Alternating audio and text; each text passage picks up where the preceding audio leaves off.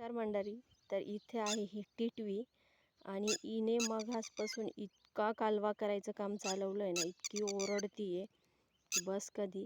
हिच्या ह्या कालवा करण्यामागचं कारण बघायचं का तुम्हाला काय आहे ते बघा, मला दाखवते मी.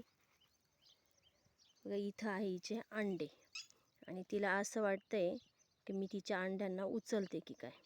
ॲक्च्युली ना, मी हे अंडे बघितले पण नव्हते, पण ती पुन्हा पुन्हा तिथं घिरट्या घालत होती म्हणून मी जवळ येऊन बघितलं, तर इथे हिचे अंडे होते.